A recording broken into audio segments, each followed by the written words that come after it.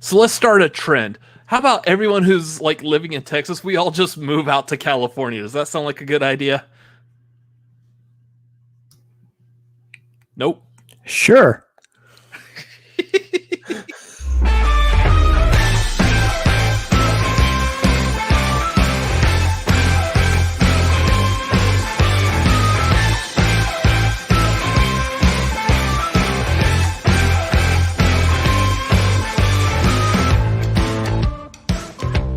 It is Tuesday night at 9:30 p.m. Central Time. And the tagline logo is still up on the screen. Right off the bat. Wow, really? Welcome to the tagline, Tuesday night, 9:30 p.m. Central Time. See you later, Lola. Thank you for joining us tonight. We are the Cinefanatics minus the cat. How are y'all doing out there tonight? My name is Robert Adams. I'm Chris Adams. That cat just took off. She's like, You nope. Scared the living I'm bejeebus out of her. Yeah. I don't know what that is. What is a bejeebus? I don't know. What is a bejeebus? Let's start off tonight. This should be a new thing with our channel. We'll start every night with like a word that like learning grammar or something. Bejeebus. It's not. It's made up. It's not a thing. It says stop looking up this crap and get back to hosting a show. Oh, okay. That's oddly specific. That was weird. It's almost like it was talking directly to us. You know, it'd be better is if I did all this promotional tweeting before we went live. That's pretty good. That's usually the way it goes down. But anyways, there is a lot to talk about tonight, y'all. This is gonna be a stacked show, like super stacked, like stacks on stacks. Words. This is the kind of content we're delivering here, y'all. Just quality. Look, if you're not used to this by now on our channel, then get used to it. I don't know. Yeah. So a lot of stuff to talk about, a lot of stuff to cover. But we got a lot of stuff before we get into movie news. We got a lot of like the house cleaning stuff going on because there's a whole mess of something's going on. And I'm not talking about the stuff. I know. Today. I know I need to clean my room, but you don't have to talk about it live. Your room looks fine. The thing is the people here can't see mine. What's on camera in both of our rooms looks fine. Yeah, pretty much. You should see this desk. I know. Mine too. I love this. You only see what we allow you to see. Anyways, as we get started, of course, like always, we're on YouTube. If you got questions, comments, you like us, you like our personalities, you really, really like us, hit that Streamlabs up there, streamlabs.com/cinefanatics. Get those questions, comments in. Typically, those get attached to some kind of a dollar amount. So if you are willing to do that, that would be A-okay with us. Anyways. We want to start hitting some goals and stuff on this show. So guys, let us know what we can do for your fun and entertainment as well up there in that Streamlabs too. Because we want to start hitting some goals here and getting some stuff accomplished because we need to get some stuff accomplished on this channel and for this show in our lives like rent. Beside the point. Well, no, that is the point. We like the roof over our heads while we're doing this show, so it'd be nice to keep it there.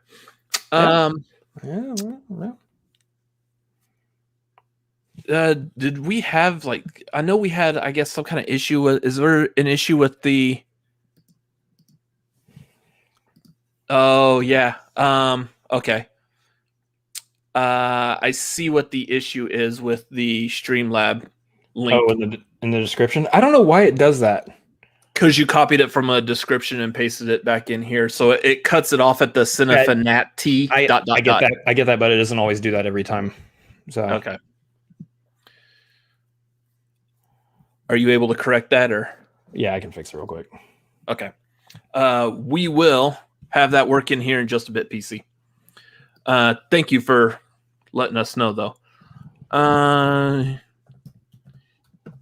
At $2,000 in Streamlabs by the end of the show, you get an all Lola hosted tagline. That would be funny. I don't know what she's gonna do. Probably lick herself like normal, but I mean that's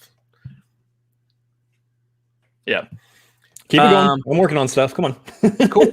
While he does the Streamlabs, I will quickly talk about Patreon. Patreon.com/Cinefanatics. Coming up, we will be doing the watch along at the end of this month. On the 27th will be for Kong Skull Island. This is in preparation for the Godzilla versus Kong movie that supposedly is coming out, I guess. There's a Godzilla versus Kong. Seems like a good idea to do a Kong movie in preparation for that. We just did the watch along for Coming to America, which was a lot of fun. I love that movie. So that's in preparation for Coming to America that is coming out this week. There should be a review from us for that movie, probably going to be up. I'm going to try to have it up probably Saturday. I mean, I'm not going to put myself in a hard goal set for that just because there's so much I got to do. And I don't know if that's going to be 100% possible, but that's where I'm trying to shoot for in some form or fashion. So Saturday or Sunday, Coming to America, the review for that will be up. Thursday, we are ranking our top 10 Eddie Murphy movies. That will be sometime Thursday. Still working on that right now, but that should be up and available. There is going to be There's bonus material that's going to be on our Patreon. So if you are at the Avengers tier on our Patreon, you will get the bonus and bloopers with it too. The bloopers were pretty funny. There is some good stuff in that ranking. I'm really proud of this ranking. We changed a couple of things up with how we were doing the rankings, and you got the Streamlabs fixed. It should be fixed. Yeah, cool.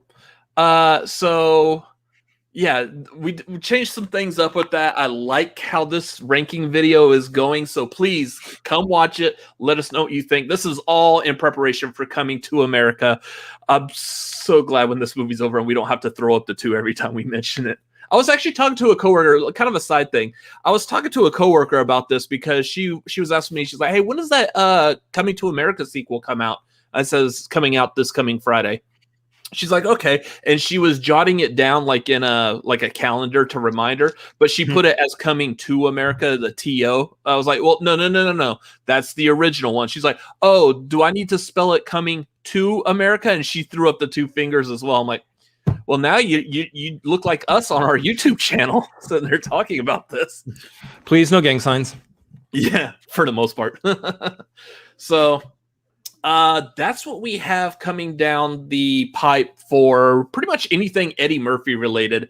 And again, Patreon at the Dude tier, you can get on the Kong Skull Island on the 27th of this month. As far as ranking, again, Eddie Murphy's going to be on Thursday. The following week, we will be starting up a ranking of, that one's going to be the DC Extended Universe Heroes in preparation for Justice League, the Zack Snyder cut. Also in preparation for that on March 20th, we will do a public watch along of the Joss Whedon Justice League, just to see how bad that was before we get into hopefully the far superior Zack Snyder cut. So that will be for the public. You don't have to be a part of the Patreon, but that will be on March 20th, which is a Saturday. Anyways, That's what we've got coming down so far on there. Yep. Everything good now? Streamlabs link works. In fact, it works so well that we've already got a Streamlab donation from our one and only trusted, well, not our one and only. We have multiple mods, actually. Yeah. But the one and only Vernon, who happens to also be a mod. We only have one mod named Vernon. We only have one mod named Vernon. There you go. He sent in a Streamlab, said, hubba, hubba, hubba, money, money, money. Who do you trust? Thank you so much, Vernon. So, other thing I want to talk about real quick, which is coming up on Friday. I think I made mention of this before, that we've got Coming to America coming out on Friday. Also is the WandaVision finale. Amazon Prime, what were you thinking? You've had 33 years to release a sequel. Welcome to the part of the show where my brother just reads his tweets. Here, let me read one of mine. No, yeah, it's true though. Like, how did you guys not see this coming? I mean, Marvel's doing something. Usually when Marvel is doing something, everybody else kind of clears their schedule off of the date that Marvel is doing something. They should have known. They should have looked ahead, had the foresight, saw that Marvel was dropping WandaVision, and saw when the last episode was going to roll out, and be like, "Hey, you know what? Let's just push Coming to America back a week." Yeah. No, I didn't do that. So now folks like us who want to cover both have to kind of pick one on Friday and cover the other one essentially on Saturday. Which, here's the thing. If we go back to when we've been doing reviews before, we usually watch the movie either Thursday night in like a midnight type screening. Yeah. Or, some point on Friday, and we usually like have the review up by Saturday. So this isn't going to be that much different, so to speak, even though we're able to watch the movie here at home. Yeah.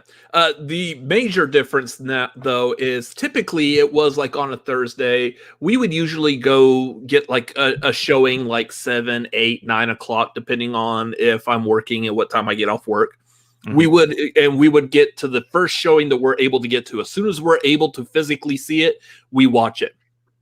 This coming Thursday, as soon as we're physically able to watch Coming to America, we're watching WandaVision. Like, I'm not staying up and watching Coming to America on the night of the WandaVision finale.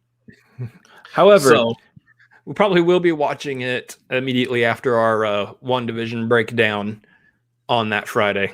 Yeah, probably. So, so that's why I'm mentioning this, because this coming Friday, of course, is the finale for WandaVision. We will be doing the review of and breakdown of it. What do y'all think is going to happen? There's a lot of theories out there. I'm kind of curious as to where the insanity is going to go in this episode. And I saw, who was it? I know I think you responded to the tweet, but there was a news article. I guess it was by like one of the show runners or something. No, it was the director of the show. I believe it was like, yeah. He's scared that fans are going to get like very let down when their theories and thoughts and feelings of WandaVision don't come true. Well, don't make a mystery show then. No, I'm actually not holding anything against him. It's there is that potential for some people. Some people are getting so worked up over things that they are probably going to inevitably be let down when such and such just happens. So and so doesn't pop up, and this, that, and the other is not thou and this here. Yeah, I really was trying to go very well said. It just didn't go anywhere. So all of that is going to happen on the show. I guarantee it. No, but here's the thing. So I put this out. Yeah, the situation around that is, look, I haven't been disappointed by anything Marvel's done so far. That anything the MCU has really done so far, like even the most disappointing pieces of the MCU, Thor: Dark World, Iron Man 2. Are still like entertaining. They're still like really well done and entertaining regardless. So there's not going to be anything that they do that I'm going to be too let down by. I'm not married to any theories or thoughts that we've had on WandaVision. So if any of it doesn't occur, doesn't happen, they do something completely different, I'm going to be pretty okay with it. I think the only thing that I was really stuck on was Catherine Hahn being Agatha. And she was Agatha all along. So, I mean, they've already fulfilled that one. I'm good and happy. So, I don't know what else what I would say that I could call as a theory. We kind of already have like a good lead up as to what's going on with this. And I don't want to really spoil too much for the previous episodes. Also, we got other stuff to talk about. Well, just because this isn't the WandaVision stream, so therefore, like, you should be safe from spoilers here. I mean, we're definitely going to see like a final fight. We definitely can tell what Hayward is going to use in that final fight. I'm kind of thinking that the weapon that he's going to use is going to be the new one that's going to replace the old one. Got it. Nice. Yeah. Moving And on. from here on out. A little too close. Yeah, maybe. Getting a little too close there. All right. So watch our WandaVision series finale. Yeah, it's one and done on our breakdown this Friday. We're going to be doing that, I believe, at 9:00 Central Time. So that's 7. This one's probably going to be later. Oh, it could be later. Yeah, actually, this one is going to be later. So probably closer to 10 Central. It'll probably be sometime, between 9:30 and 10 Central, I believe. Yep. So just keep an eye out on the Twitters. The Cinefanatics MLP will be announcing on Friday what time it will be. Just plan for sometime, probably roughly around 9:30 to 10 Central for that. Yep. So the other thing I want to point out is, we're getting the finale of WandaVision. We're not. I know the next week they're doing like the behind the scenes Marvel Assembled, which is going to have like all the behind the scenes of WandaVision. We're not doing anything for that because we're just going to take a Friday off. We are going to watch that though, so that's going to be probably a really good show to get into. Yeah. The week after that. On the 19th, we will be starting our breakdown review of Falcon and the Winter Soldier. We're pressing on to the next Marvel show, so I seriously doubt there's going to be as many Easter eggs and mysteries and things like there was WandaVision. We kind of have a good clue as to what this show is about. It's about Falcon and Winter Soldier. I guess they're fighting Hydra some more, Zemo some more. Falcon is getting used to being the new Captain America. It's about Falcon and Winter Soldier. They really gave away that plot line in the title, didn't they? They sure did. So we will be doing the breakdown of that on the 19th, probably roughly around the same kind of time frame. So make sure y'all come back for that. I think that's it for all of like what's heads up, what's coming to this channel. We can dive into like some personal stuff real quick if we want. But before we do you want to read it off? Yeah, we got another super chat, another Streamlab. I haven't said super chat in a while. I don't know why that one came to my mind first. We got another Streamlab from PC. She said, I remember the first episode I watched with you guys was your Oscars episode. So a year ago. Thanks for the entertainment, guys. PC, thank you so much for sticking with us for this entire time. We know that you've been a long time watcher, so we really, really appreciate you coming back as well as that Streamlab. Thank you so much. We also appreciate you giving us the name of the Butabi brothers before Action Industries did. So that's true. We remember that. We know that. So. We know where that nickname originated from. That reminds me. We need to talk about if we are planning on doing anything for the Oscars again this year. I know we've been doing watch-alongs for the Oscars the past few years, but when things are a little weird now. April? I think they're in April now. Yeah, we've been. I know. Oh, that's the other thing coming up. I know that the Oscar nominations are being announced on the 15th. So I believe that is. I want to say that's the day before a tagline, actually. Oh, yes, perfect! It is. It's on a Monday, so that will be 2 weeks from yesterday. Oscar nominations will come out. So that tagline, obviously, we're going to be talking about some Oscar nominations. Something that I kind of want to catch up on, hopefully, is there's a couple of movies that I believe are going to be nominated for Oscars that I do want to watch and catch up on before the Oscar nominations. You're going to see here in a little while when we get to talking about the Golden Globes. There's some of these movies we need to catch up on. And we just haven't had time to be able to see them. Time or the ability to actually get to them. Maybe we just didn't have that ability to stream them or something. But I want to be able to catch up by the time the Oscars come out so we can have a really good, I think this was a good nomination, or I don't know about this one. Mm-hmm. So that will be that tagline night. We talk about those. Yep. Got a little bit of time to catch up on a few of those. There's definitely a few of them I want to check out that are still available, say like on HBO Max and whatnot. So yeah. Personally, what's going on? Personal. It's time to get personal. We still need to get like these intros. It's time to get personal with the Cinefanatics. So I have this itch. Let me tell you about it. No. I'm just kidding. I've got a fever. That's not a real thing, guys. I don't have an itch. It's okay. We're all good here. No, it's been a week. It's been a week, and it's about to be another week. It's about to be another week. We live in Texas. It's about to be another week, and then it's about to be another 3-4 months, give or take. Yeah. Oofa. Anyway, so thoughts and prayers.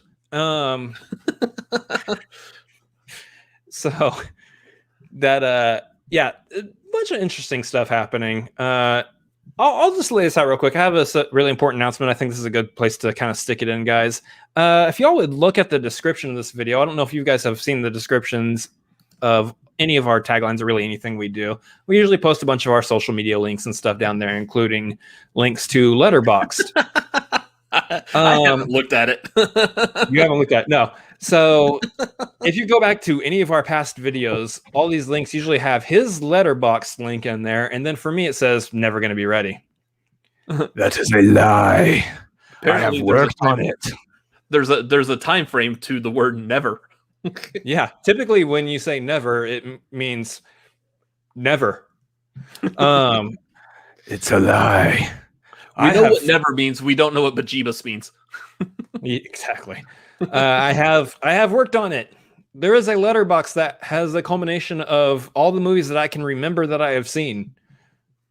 There might be a bunch of movies I haven't remembered if I've seen or not, or they just never really made a big impression on me, so I just didn't log them. But for the most part, I've got most of the movies that I've seen logged in there, which means that everybody is now aware of many of my blind spots, and there's unfortunately a lot of big blind spots that I will probably be working on this year for various reasons. So, and perfect. Hamstrakt said, Chris said, this is a good place to stick this in. Thank you, Hamstrakt. Thank you so much for your super chat. Appreciate it. No, Blind Spotting is not a blind spot. That's a fantastic movie, and you all should watch it. Yeah, that was good. No, but anyway, my Letterboxd is ready to acquire followers on it. I've been diligently working on that every time I go to the bathroom. So it is ready for you to it is ready for you to follow now. Nice. That's the announcement. I actually have a letterbox that's a working letterbox now that I'm doing stuff on. So one of my first reviews I put on there, I'm very proud of. It is for the film adaptation of Jesus Christ Superstar, the hit Broadway show. It's a great review. You guys should read it. I laughed at it because they put tanks in Jesus' story, and it's amusing to me. And I've not watched it since I was young, so I have no idea why they did that, and I'm probably not going to ever revisit it again. So it's a great musical overall, though. In general, the musical is music's great. Show is generally pretty good. The tank chasing down Judas didn't make any sense though, because they didn't have tanks back then. But anyway, all right. Tank versus. Apparently, I'm not that familiar with this, but that sounds so funny. You traitor, get back here. We're sending our tanks after you. You killed our Lord and Savior. Get back here. I think the M1 Panzer was a little too over the top. Just a wee bit. Anyway. So personally, like we said, it's Texas. We are having very nice weather with highs in like 60s and 70s now. There's absolutely like no trace that there was any kind of like end of the world, like second ice age that happened here a couple of weeks ago. With the exception of there's still like tree branches and stuff. And I just saw Garth's comment. Oh my God. That's funny, Garth. Thank you. Thank you for that.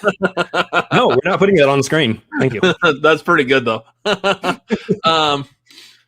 But yeah, there's still like down tree branches and stuff. Apparently, there's still some areas, at least as far as I know, around Austin, they're still having problems getting water and whatnot due to a lot of busted pipes. But there's definitely parts of Texas that are still heavily affected from what happened a couple weeks ago. So yeah. Anyways, otherwise everything is seemingly back to normal until our governor talked today. Normal. Yeah. So I mean, I'm not going to dive too much into it because it does kind of like borderline on politics, which I'm not a huge fan of, like really wanting to talk about on my movie show. But y'all can see across Twitter, across any news, people don't like this decision in general. So we'll talk about it when they make a movie about it in 6 months to a year. Seriously. So who knows what normal looks like right now? The state of Texas does not. I haven't known normal for the last year and a half. Yeah, we've had ice and snow for an entire week, and now apparently we don't have a pandemic here anymore, so go figure. But moving on, other than that, movies watched. What movies have we caught up on? Because I announced it on Twitter, I have seen a movie for the first time that I should have seen a long time ago, and guess what, guys? There's going to be several of those, so get off me. Keep in mind, okay, let me just backpedal real quick. There are a lot of movies that I should have seen that I have seen, but there's definitely some movies that I should have seen that I haven't. One of those was The Rocketeer. PJ Campbell is no longer subscribed to us because I admitted on Twitter that I hadn't seen it before the other night. Again, get off me. No time for me to be able to reiterate in here and say, like, I grew up watching that movie like all the time. It was one of my favorite Disney movies ever. I love The Rocketeer. So PJ, come back. Yeah, and just so y'all know, he is a kind brother that did not physically tie me down and force me to watch any movie. Lets me do it on my own. I failed at my job. I mean, depends on who you ask. But I did see it. And it is a fantastic little movie. It is one of those movies that I believe is like what reminds you of the classic. It's a classic style of cinema. It's a classic movie that just kind of reminds you of why you love movies. Nice little adventure flick. And what I really love about it is it proves once again that Joe Johnston really knows what he's talking about when it comes to punching a Nazi. Yeah, not so much when having to go back to the island of dinosaurs for a third time. Just that didn't involve Nazis, so no, that's where that movie failed. Not the raptor going, Alan. If only that raptor had been a Nazi and Alan had punched it, that would have been a good movie. Hey, hi, Nazi. Alan. Why does that raptor have a funky little stash? Get out of here. Oh God. Yeah, I love The Rocketeer. That is a fantastic movie. And I know both of us had caught up on a couple of, I would say, blind spot Eddie Murphy movies for our Eddie Murphy ranking. Here's the thing, and this is what's nice. If y'all are fans of, say, Sean Chandler, he does a lot of ranking of videos on his channel. In fact, most of his content is reviews, reactions, and ranking videos. So I like seeing, like, a lot of times he's talking about, hey, this particular movie's coming out. I want to do a ranking that's in that vein because you got to have that content match. I mean, for example, we're doing a ranking of Eddie Murphy because Coming to America is coming out. So it makes sense to have that content match up. Yeah, exactly. You want the clicks, you want the likes, but you also want it does help bring new viewers in. And like, I like one of the things I see from him, following him on social media, is like, well, I got to do Pippi Longstockings ranking. So I got to watch a bunch of Pippi Longstockings movies that I haven't seen because the only one I've seen is the one with, was it Tammy Irwin, I think is her name. I don't know why I picked Pippi Longstockings. There's no Pippi Longstockings. Straight out of your butt. Yeah, and I'm not speaking on behalf of Sean Chandler and what Pippi Longstockings movies he may or may not have seen, but when he ranked his children, it got a bit awkward. That's funny. So there's a couple of those Eddie Murphy movies that we've had to catch up on. I guess at that point you need to take a vacation. Yeah. there's a couple I've watched that are not going to be on our list. So therefore, I'm not going to say what ones I've watched lately and which ones I haven't watched. Or you're just going to have to see the list and then join our Patreon at patreon.com/cinefanatics at that Avengers tier to see the bonus content of us talking about what movies we may have just watched. I don't know if we talk about the movies that we just watched and are like, yeah, they still did. We just watched them, but they're still not on our list. I think we covered a couple of them, I believe. Oh, like in the extra bonus content? Yeah. Yeah. Maybe. Anyways, you could also just go to our letterboxes again. The links are in the description for both of us. You could see what movies we've recently seen because we've put them on there. Well, you're not going to be able to tell for me because I've been doing a lot of recent activity on Letterboxd, and everything that I've done recently is kind of jumbled around in there. Yeah. Anyways, so yeah, that's what we've seen. Have y'all seen any new movies? Let us know in the chat if y'all seen any other. No, Brian, it's not. Well, Brian, we're so glad you're here. Thank you. Yeah, and there is a lot of Pippi Longstocking movies out there. That's why I went with that one, because I think like almost everyone's really just familiar with that one live action one. But there's like another like 5 out there that people had no clue existed. Norbit is a top 10. No, it's not. Give in to the Norbit. No. I love you, Vernon, but I'm gonna need that wrench back. I need that wrench back from you. People are allowed to like what they like. That's true, absolutely. But here's a sneak peek. Norbit is not in our top 10. No, it's not. But to see what is in the top 10, make sure you stick to this channel because we do have good movies in the top 10. Oh, there's a hot take right there. Norbit is awful. I like movie 43 and still think Norbit is awful. That's like the hottest of takes. I saw Cherry. It wasn't bad, although I would recommend. So I haven't seen Dead Presidents, and I want to watch that. I heard that was a really good, like Lorenz Tate movie. I want to see that. Cherry, I don't know if I was like super eager to want to watch that. That's on Apple Plus, right? Yeah, which is probably the only streaming service we don't have access to. Well, it's one of. I know right now we don't have Paramount either. Or CBS, whatever they're calling it currently. Oh, Paramount Plus. It's like that. Just stick a plus on the end. The artist formerly known as CBS All Access. Nice. Without the love symbol. Because no one was loving it. Unless you like Star Trek. That was a good one. Here's the thing. We've already hit 100 in donations tonight, and no, Norbit's not getting added to the top 10 because we've already shot that video. So if you guys want to hit us to 1,000 in donations tonight, we'll go back and reshoot the video for sure. Yeah. Well. No, we will. We absolutely will. I'll add a tag on the end, and I'll edit it into the current editing of the ranking video. We'll take out one of them and stick Norbit in there somewhere. We'll do that for it'll be like easy. It'll be super awkward too. Like you'll just tell what part was like just diced right into the middle of our ranking video. For 2,000, it'll be seamless. I'm gonna have to go and like redo my hair exactly like the position that each and every little hair was sitting at during our stream. Right. Well, something like that. Lola's going to have to meow her head off again because she was doing that throughout the entire stream, which you won't see in the actual ranking video, but you'll see in the bonus footage. Yeah. Yep, cat. Anyway, we need to get to these news stories because there's quite a few to talk about tonight. News stories. Okay.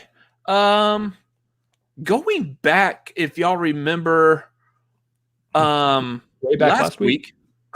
Last week, we kind of ended this the tagline. We were slightly stretching it out just a little bit because I was hoping that while Tom Holland was on the Tonight Show, he was going to do a title drop for the third Spider-Man movie, and it didn't happen, which makes sense because tonight's show's not on ABC, which is owned by Disney. They're not going to drop something big like the Spider-Man title on a non-ABC Disney affiliated show. So we did get it, however, the next morning, which was Spider-Man No Way Home. I like this title. But I think here's the thing. I feel like we've been talking about this title already. Like over the past year, I think everyone pretty much already had like buzzed around it like a bee around the nest. It just was just hovering around that title.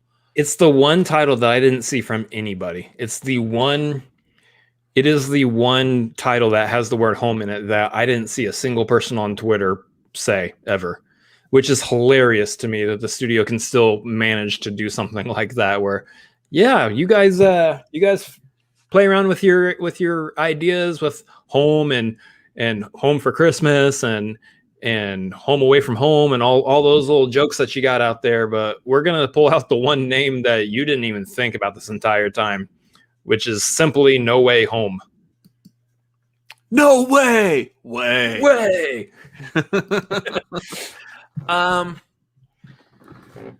So I mean, I we didn't see it like within the context of last week, but I feel like, again, that's what I was saying. I feel like we've seen this like months ago that a couple of people did say it. Maybe it was previously leaked, but it wasn't leaked officially. So no one was like, oh, No Way Home. That seems like a cool title. Anyways, moving on. I'm wondering if it was something like that where it just was released and just no one ever like really gave it too much like credence. Yeah. So yeah, I don't know. It's for me, Brett in the chat here. Spider-Man Home Improvement. Huh? There's a clip out. Right. Yeah. Here's the thing. As far as titles go, I actually don't mind this. But for me, and I may have mentioned this last week, I definitely know I mentioned this on Twitter. I didn't really care about all the hype with like the title and everything. That was never that big of a deal for me. But for some reason, it was like the thing that everybody wants to try to hype up. And what's the mystery of the next Spider-Man movie? What's the subtitle of it called? It's going to have home in it. We know the theme. And I was like, cool, I don't care. Just who's the villain? What's happening? What's the storyline? That's what I care about. I don't care about what the movie's called. The movie could be called Spider-Man dons a tutu and dances down the river. Admittedly, that would be a fascinating title, and I would actually want to see what that movie is like. But regardless, I will watch the movie no matter what it's called. So I don't really care about the title. Tell me about the story. So real quick, just before you started, I noticed that we had 9 people watching, and then it kicked up to 10. We both did that home improvement grunting sound, and it dropped right back down to 9 again. There was one person popped in, heard us grunt, and like, nope, bye, took off. Well, to be fair, we did get another Streamlab from PC saying, okay, guys, back to Bridgerton. Good night. Drinks on me when live things happen again. And so she might be the one that left. Thank you so much, PC. Thank you so much for multiple Streamlabs tonight. That's very generous. We appreciate it. And yes, we will take you up on the drinks when live things happen again. Yeah. It's not going to happen in Texas anytime soon. But anyway, moving on. Well, I mean, it could. I don't know. Yeah, apparently it could actually. But so this story, I will say I'm not that familiar with. I don't know if you have more details on it, if you want to talk about it. I just saw that basically they're going to try to reboot it. Yeah. So here's the thing. They are... This just in, Kevin Feige just tweeted out that the new Spider-Man movie has changed to whatever Chris said. So watching we got Kevin Feige watching us on the tagline right now, and only like 10 other people right now. Y'all are witnessing the birth of something absolutely amazing. Hey, Mr. Feige, if you just want to like message us on Twitter, you can. We should be able to be messaged on Twitter. We'll send you the link to the show. He's not watching. Yeah, so apparently they're rebooting Superman, which is a fascinating thing. Let me pull up the actual article here so I can get some of these names and places and details right.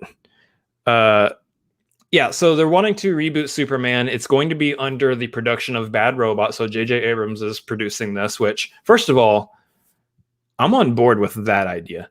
I like the idea of J.J. Abrams producing it. Some of the things that J.J. Abrams has directed in the past, not necessarily biggest fan of. Like, for the most part, the sequel trilogy of Star Wars is just very okay to me. We're not going to touch that because there's a whole toxic fandom that will inevitably find this video and want to kill me or something. I don't know. But they'll just force you to watch it and go, you're going to watch this until you change your opinion. Exactly. He hasn't been known to necessarily stick landings a lot, but for some things, like the rebooted Star Trek, loved the first one. Second one was okay. Third one, not so much. But do the third one. Well, regardless, he started the. Anyway, it doesn't matter. I'm okay with J.J. Abrams producing a Superman movie. It sounds you might great. need to know directors pretty soon for some weird reason. Exactly. Was it J.A. Bayona who did the third Star Trek? Was or is it just? Or I think it was Justin. I want to say Justin Lin. I think it was Justin Lin actually. Look at that. Was that 15 seconds? Who knows? Anyway, so the writer of this movie is, and I hope I don't butcher this name. Please forgive me if I do.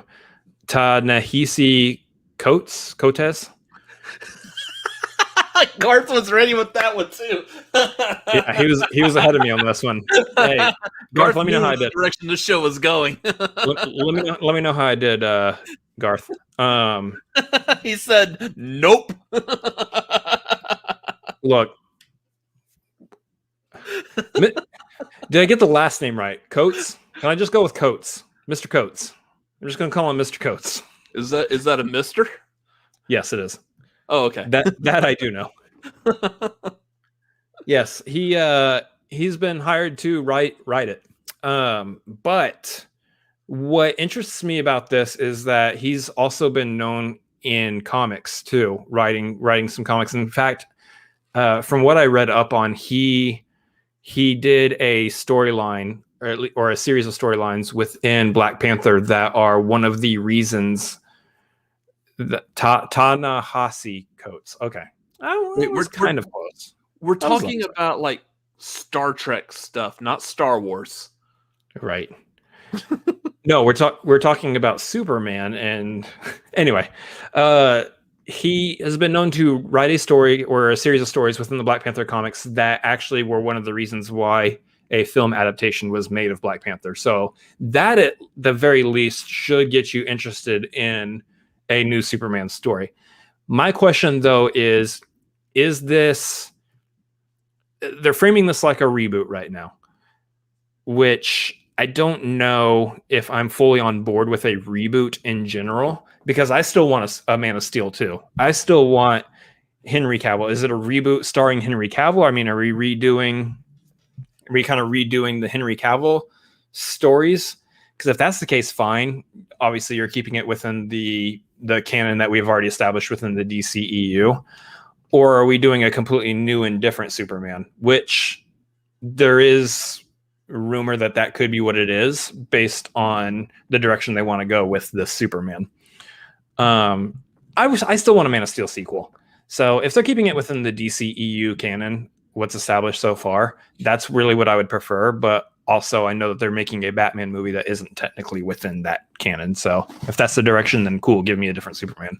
And we've gotten the Joker movie that's not a part of it. It's like the only thing that's still kind of like in DCEU are movies of characters that seemingly, like, I want to say they don't matter because they're not your core. I mean, you've got your core, like for Marvel, you do have your core Iron Man, Captain America, Thor, Hulk. That's your core right there.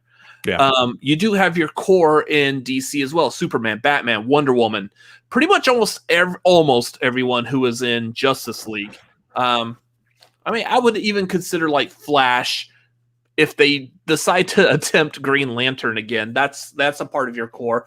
Aquaman, I think, has kind of elevated himself as being a part of a core member, just because his movie did very well. Even Cyborg. Cyborg is a core member now for a completely different reason, just because of everything that's happened behind the scenes, what's still continuing on. Ray Fisher is doing a really good job of like getting the behind the scenes out in the open. Hopefully that goes very well, very positive for him, and leads to something bigger and better with Cyborg in the future.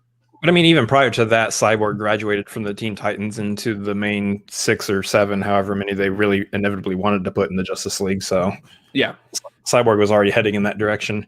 What I find interesting though is that there's a lot of talk, and I didn't see this in the article. I just know there's been talk about this all over Twitter. Is that there's a chance that they could run with our first ever Black Superman, which I'm not talking about Idris Elba in that Fast and Furious-esque movie. I'm talking about Henry Cavill in the black costume and Henry Cavill in the black costume. Yeah, I'm talking about they're actually wanting to do a Black Superman potentially, which. There's 2 different ways I can go about that. If they're rebooting Clark Kent's storyline, then obviously that's a thing, and I don't know again if they're wanting to attach this to the DCEU canon or not, and just say this is our new Superman that we're running with. That's an interesting way to go. What they could be doing also is that they are wanting to do just a one-off, like say Batman or Joker, where this is just its own storyline. This is a new Clark Kent. It's its own storyline. It's not attached to DCU. Or they're wanting to do what I know a lot of people are saying, what's his name? Val Zod, who is, I believe, an actual Black Superman within the comics themselves. And there's ideas that they're saying they want to potentially adapt him into a movie. Kind of like Miles Morales Spider-Man. Kind of like Miles Morales Spider-Man, for sure. Either way, I'd be very interested to see if that's the direction they go, because obviously, we have gotten a whole lot of white Superman already within TV, within movies, and there are a lot of people out there who are ready to see Superman kind of represent them and how they look. So that might be an interesting way to go for Superman. It's different. It's not something that we've seen yet, and we know that there is, to whatever degree, a not a large amount of like main Black superheroes out there to kind of create movies around. So this could be an interesting way to represent that dynamic, that side of things. So I don't know. Either way, I'm interested to see what they do with it. I don't know necessarily if I'm interested in the project regardless, if it's not like a Man of Steel sequel, because that's really the story I kind of want to see at this point. Because I do want to see the DCEU kind of rise off the ground and actually flourish. But, Warner Brothers has kind of taken the direction for these DC movies all over the place. So at this point, they can kind of do whatever they want to do. And, I'll reserve judgment for whether or not I want to see whatever project it is whenever a trailer comes out. Yeah. I would really like to see some kind of like anchoring of the DCEU. I know this past year really did not help. And neither did Wonder Woman 84, unfortunately. But I really want to see, like, DC has so much potential. DC easily, the storylines that they have from the comics to pull from could easily be just as good, if not in some storylines better than what Marvel's already done. But Marvel has been doing a very good job of either telling a seemingly original stories with their characters, or kind of like adapting the known storylines, for example, Civil War, and twisting it within the confines of the MCU. There was a lot to Civil War from the comics that they just did not do in the movie. I understand why, and there's a whole lot they would have had to have done to make that work. Yeah. I still feel like the heart and soul of the Civil War storyline was very well told in that movie.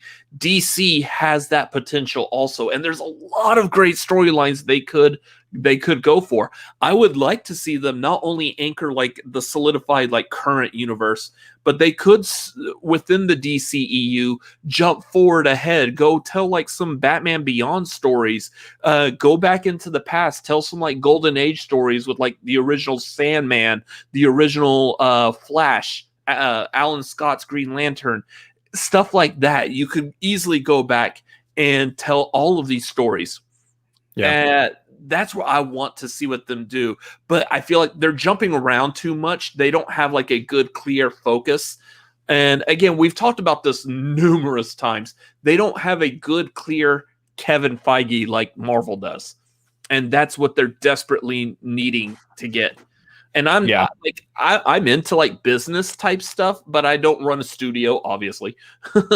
I don't run any kind of a production company, but that would have been something if I had like any kind of say so, I would have like stopped immediately and hired that person and then move forward from there. Get that anchor first and then press on. But I mean, some of these stories have been good. The Joker was a good movie. It went on a weird like path off to the side from what DC was doing, but it was a good movie. I have a feeling the Batman, Robert Pattinson's Batman, is going to be a pretty good movie. That little trailer bit that we saw, it looks pretty interesting. I'm kind of curious as to where that could go, and it sounds like Zack Snyder's Justice League is going to be a complete win and open doors for all kinds of things that we're possibly not going to get a sequel of. So. Yeah, and that's the thing. I mean, like you brought it up with Marvel and talking about Civil War. Obviously, to do Civil War proper from the comics to movies, they would have had to establish a whole lot of things that they just hadn't established yet within the MCU in order to tell that story exactly as it is in the comics. That's the great thing that Marvel has done that DC still has yet to accomplish, is that Marvel has figured out a way that they can satisfy longtime fans of the comics who want to see those stories adapted with stories that are somewhat adapted, but they're okay because they still made really good movies within the confines of the story that they're telling within the MCU. Like that's why Civil War succeeds, where maybe say, 10, 20 years before MCU or whatever, 5-10 years before MCU, that movie probably wouldn't have worked because they wouldn't have adapted the storyline of the comic exactly like people would have wanted. But they did do it in a way that makes sense for the MCU.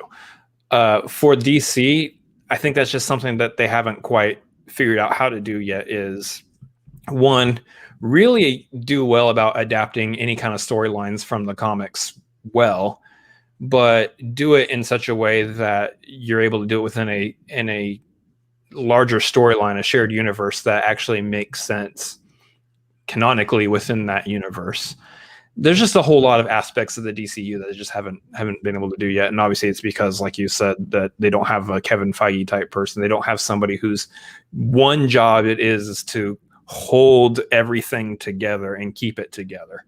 Yeah. There's been very few issues canon wise within MCU that honestly I've even seen, and even those issues that I have seen, just they don't even matter. So for the most part, it's I mean, Hamstrakt pointed out in the comics here, maybe bury the DCEU and just do one-off movies that aren't connected. The one I was about to click on too. Yeah. So Joker is great. Point. Batman looks good. Black Superman sounds insanely interesting.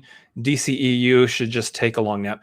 And that might be the case. That might be what they need to do now. Just let Wonder Woman exist in a universe where Aquaman exists, where all those characters exist, but they don't necessarily interact anymore. They're their own stories. And then sometime later, maybe after Marvel starts kind of waning down a little bit, get a Kevin Feige type person and kind of really reboot your whole entire shared universe if you want to do that then. The idea I have, if y'all have been watching the like the direct to video DC animated movies that have come out over the past couple of years, they've actually done something really interesting with this. Way back when DC was easily like the top of like direct to video animated movies, Marvel was kind of failing at that. Marvel did like an Iron Man one, a Doctor Strange one, which they were, I guess, kind of okay, but they weren't anything to write home about. While DC has done fantastic ones. DC did like the Superman Doomsday. They did a really good Green Lantern one. They've done really good animated movies. Lately, what they've been doing, though, is they've still been telling like stories, a lot of the stories from the comics themselves, but they've kept the same cast and pretty much the same art. So they're not necessarily all combined in the same universe, but they're not interconnected. Not like, say, like the MCU. Obviously, all of those movies are connected. They all have characters that cross over, plot line, story stuff that's callbacks to previous ones. These movies aren't necessarily doing that. The only thing that's a real similarity is the voice crew for the most part. It's been changing a little here and there, but the voice actors and the animation. And if you go back and you look at the 90s, like the way the 90s DC animated was, it was all that Bruce Timm artwork. You did have a lot of the same voice cast from Batman, the animated series, to Superman, Justice League Unlimited, Batman Beyond, all of those. That's kind of what the DC animated movies are doing now. That's the idea for the movies. Keep the same cast as much as possible and tell the one-off stories. And the movies don't have to necessarily all be within the same universe. We're not building up to like an Avengers level movie like Marvel did. Mm-hmm. You're just telling great stories in a one-off setting. That would be a great idea for them to do movie-wise. Yeah. I like this. Malcolm asked this question: which DC characters would benefit from a crazy WandaVision type show? Right off the bat, I'm thinking the Martian Manhunter would actually be kind of cool. Martian Manhunter, Green Lantern. Green Lantern would be a good one if he's like having Green Lantern would actually be more of a Mandalorian type show where he's flying across the galaxy having to solve problems, issues, and then there's just the one overarching problem that he's having to deal with. And we're clearly talking about a situation where they can give one of these DC characters a Disney budget in order to accomplish it. Yeah, we're assuming the same budget that has been thrown at Mandalorian and WandaVision and probably the other MCU shows about to come out. Yeah. But those are our thoughts. I mean, I know that there's a new Superman show out there, which I'm hearing a lot of people really like. I'm hearing some people go, that's Superman. So I don't know. My only issue with it is I'm not a Green Arrow fan. I know the Arrowverse all started with Green Arrow, so I was off like right off the bat. Like I ended with Smallville. I watched all of Smallville, and then that was it. I haven't been able to get into the Arrowverse at all. So This is just another continuation of that. I think I've seen like the first episode of Flash, the first episode of Supergirl, and I think I saw like that Wonder Woman pilot that they did years ago, but that was about it. I like this one. Lobo would be fun. Lobo would be fun to see in an Alf type show. That'd be hilarious. I would love a Lobo show. Would be great. Lobo show would be probably something that I would compare to like a Deadpool movie. Yeah, Lobo just being all kinds of crazy, insane all over the place. That would be. You fracking bastitch. I kind of wish that they would have saved like maybe like a Jason Momoa for Lobo type situation or something like that. Yeah.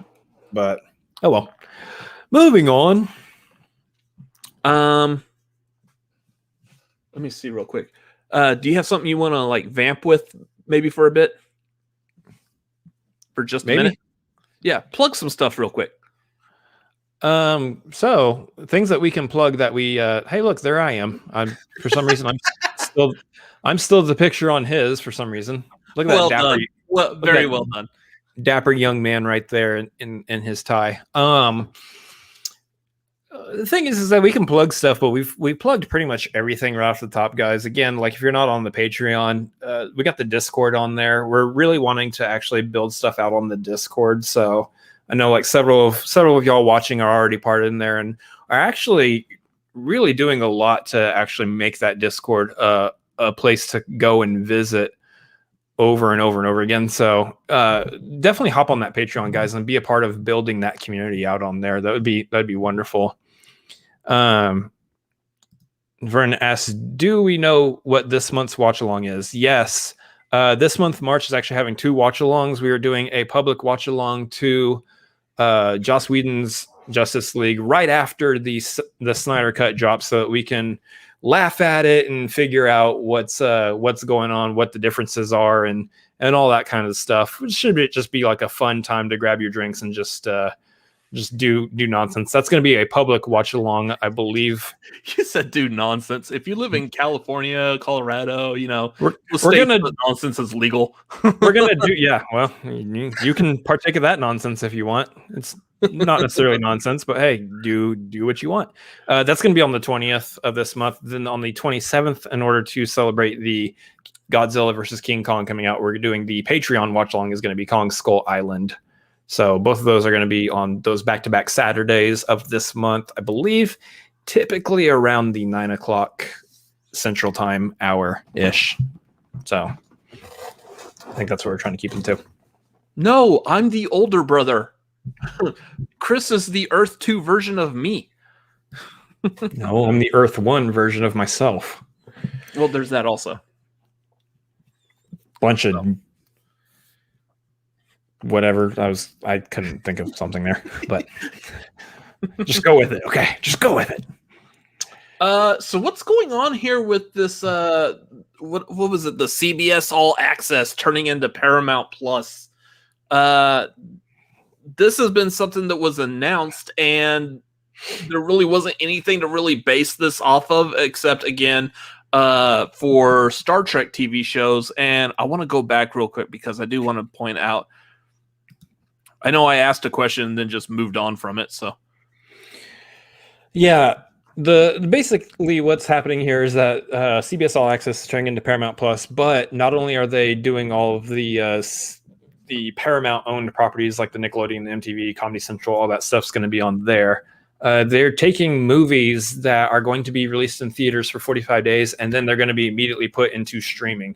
So sort of what Warner Brothers is doing with the HBO Max, except kind of flip-flopped a little bit. It's going to be in theater specifically first, and then they're going straight to the streaming after 45 days. And the reason this is such a big deal is, one, you're getting big movies like Quiet Place 2, Top Gun Maverick, Mission Impossible 7, all of these movies that are going to be doing 45 days in the theater and then straight to streaming on Paramount Plus. One, I think it's going to be a big deal for Paramount Plus, putting it kind of on the map a little bit more so than it is already. But this is going to be... Yeah. Because that's where it's on the map right now. Exactly. This is going to be something that's going to have a ripple effect for the theatrical experience, I believe, going forward. This is going to be the one that I think actually changes and shifts some things around. It used to be most of, I believe, theatrical releases had about a 90-day-ish period. Usually within that last month, they are kind of starting to trail off a little bit, maybe hitting some more dollar theaters as they begin their transition to home viewing. But for the most part, they had roughly around a 90-day window period. This is going to have that for a lot of these. And this might be what we see theatrically going forward, what the effects of the pandemic might have fast-tracked now going forward for theatrical releases, is that they will be a month and a half in a theater, and then you're going to see it pop up somewhere on streaming, as maybe they also get a physical copy ready to release as well. You might just see the turnaround time for theater to home streaming be super quick. Question is, are we okay with that? Is that something we like? Is that something we want to see happen? And how do we feel about these particular movies that we're seeing kind of make that first leap here? So the background on this, for reference, is the way it used to be back in the before times. Is a movie would be released in the theater, and typically, especially if it's a big blockbuster, say, let's go with like Avengers Endgame. That movie got released to the theaters, and that movie specifically, I'm pretty sure had maybe the first 3 or 4 weeks, it may be the first entire month of its release in the theaters. That movie, the Disney got to claim somewhere between like 90 to 95% of all ticket revenue of that movie. So the movie theaters basically say they sell a ticket for $10, they got to keep $1 and the other 9 went back to Disney. And of course, that's why like your concessions, your food is typically higher. That's where the movie theater is really hoping to make that money. But there's typically agreements between movie studios and the movie theaters, especially like your big budget chain theaters, AMC, Regal, Cinemark. A lot of these have agreements with movie theaters that like, hey, once the sales start dipping out, you're gonna like decrease how much you take of that ticket profit. So say like for Avengers Endgame example, after like 1 month, then Disney maybe only took like 80% of ticket sales. The next week they only took maybe 60, and then as long as that movie was still in the theaters, Disney took less and less of ticket sales. The movie theater, the chains would recoup some money from those ticket sales.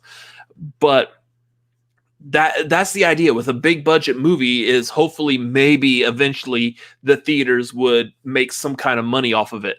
That was the big deal that we saw last year when Trolls 2 World Tour, whatever, got released in the theaters. And who was it? Was that Universal that did that, I believe? Universal and AMC. Yeah, Universal threw out like, well, hey, this is a viable option. Let's not put it in the theaters. Let's just release it on streaming. And AMC's like, wait. We want to make money off of this too. We're a theater. The whole point of our existence as a business is to show movies. That's like if all of your convenience store food and gas needs could be given to you in a streamlined way and you didn't have to go to a 7-Eleven. Poor Ken Knapsack. I mean, he would be heartbroken. Beside the point. That's what that was doing. And that's why AMC was all up in arms about it. And that's what you're looking at here, is these titles are going to theaters for 45 days. Well, how much of that 45 days are the theaters really going to be recouping? Because theaters are hurting. They need to recoup money on more than just concessions. So here's the thing. Here's where the benefit of the situation lies for actually for theaters. Theaters never get cuts of movies once they go onto home release. That's usually always goes back to the studios and all that. That's the same situation you're looking at here. What I think the deal is, and how I think this deal works out, is that it's the same kind of situation as we've been seeing before with the theaters and theatrical releases, except you just move the timeline of everything up. So maybe now you see the first 2 weeks in the theater is where the studio takes its biggest chunk. And now after that, the theaters start taking, more of a cut, past the first 2 weeks or past the first 3 weeks or what have you, for the remainder of the lifespan of that movie within the theater. Then it's going to streaming service that's owned by the studio, essentially, in which case the studio recoups all of its funds directly off of streaming there. So you're looking at a situation where it's no longer just the box office we're keeping our eyes on when we're tallying how much a movie is making and how much a studio is recouping those funds. Now you're looking at, okay, but how much is it also making on streaming after that 45 days in the theater? And is the studio recouping funds for that movie within that time frame after the theatrical release? So yeah, I mean, you have that situation where the theaters are saying, okay, but we don't get it in the theater as long. But if they shift the timeline for when theaters start making that money off of the movies, it still can work out in their favor as well and keep everybody happy. I'm just the only thing I wonder when you limit yourself to a window, and that's the thing with movies. Again, back in the before time, is they weren't limited on any kind of a set timetable. The movie would stay in the theater as long as it was still performing. Look at Titanic or The Dark Knight. Both of those movies had fantastic, like, multi-month runs. I think both of them. Titanic was in the theater from it came out in December of '97, and it was in the theater until like June or July of that year of '98. Mm-hmm. Like, it was in there for an insane amount of time. And yeah, as long as that movie's performing, it's going to stay in the theater. Now, at that point, I don't know the details specifically on Titanic because these usually don't get released to the public. But after so many times or so many weeks of it playing, how long was it until the movie theaters were able to make a profit off of it? Yeah. We're still in the first half of the show, right? Kinda. I don't know on this one, because again, I mean, you're looking at that 45-day. You're right, in situations like that where it might behoove a movie to stay in the theater longer because it's just performing so well in the theater. I'm not saying that this is going to be like the hard and fast rule that everything sticks to. It just might be the way things start leaning and start going in the future. And I don't think we're going to see like the end of theaters for quite some time. But I do know that this pandemic fast-tracked a change in the industry for sure. You have situations like Endgame, Titanic, Avatar, which had like no answer to its box office run back in 2009. It was in the theater starting in December, and it was there till it finally started dwindling. Like in February, it probably left theaters. I can't even remember. I think it might have left theaters like even in March. So it had a pretty significant run in its time as well because it just had no other movies coming up against it. Yeah, I don't know if you necessarily see that anymore. I just don't know if you see like these movies having these extended runs like this, because that is where it comes into play, where maybe the theaters do lose out a little bit on these kinds of deals, because the studio is going to make its money if it takes it out of theater and puts it on home viewing. It's going to take it off of that in a situation, say like Endgame, where the theater might have benefited more for people coming back and seeing Endgame a third, fourth, fifth time. Now that those viewings are going to go to home streaming, Disney Plus, Paramount Plus, HBO Max, all of that, and the studio will retain all the funds for the third, fourth, fifth viewing instead of the theater benefiting from that. So I think that is true. That is where maybe the theaters lose out a little bit in this deal. But regardless, I think we are going to see this kind of a change happening a little bit more often. Now, Malcolm did bring it up in the chat here that he believes that it's just a Quiet Place Part 2 and MI7 right now that are doing the Paramount Plus 45 days after theater release. That might be something that they're testing the waters out on, just those two films. I believe I also heard that it was the same for Top Gun Maverick, especially because that one we were supposed to get this last year anyway. So they might be testing the waters on this, and I don't see any reason why. I mean, obviously, this is going to be a successful model for studios. Studios win no matter what on this model. It's just going to be whether you see theaters also get something from this as well. So yeah. It's interesting. I want to see how this plays. I love the fact this is all completely unprecedented. There is no blueprint for anyone to be following, and right now we're just completely in uncharted waters no matter where we go with this. Whether it's Disney's Premier Access, which I guess is doing good, they did it again. So I don't know if that means who anything. knows. I don't know if that means anything for Black Widow, but I mean, I know the MCU's timeline is set on when movies are and now TV shows are released. That might be getting smaller and smaller for for Black Widow. So we might see that no matter how much they want that to be in the theater, it's going to have to go to streaming. There's just nothing they can do about it. I don't know, based on the news that we got today of Biden saying that everybody in America is going to be able to have access to a vaccine by May. They might actually still throw Black Widow right into the theaters in May. So we may still see that. If not, they might push it back like a month. I wonder, this might be like a quick aside for movies, but I wonder if there's going to be any kind of thing that could possibly have, this is diving way outside of movies. So let's keep this short, but the idea of that you have to get some kind of like, maybe like a government issued card that says like, I got the vaccine, and that you're only allowed like in theaters or something.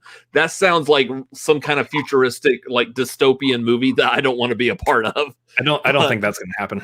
I don't think that's I wouldn't think so either, but I mean, is there any world where that's a possibility?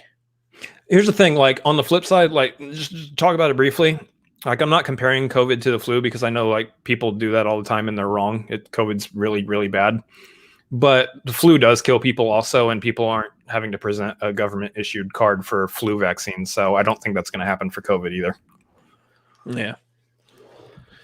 Anyways, that's just a weird world that we live in. The other weirdness, I mean, this whole pandemic thing, of course, is setting things in different directions, things that we didn't think were ever possible.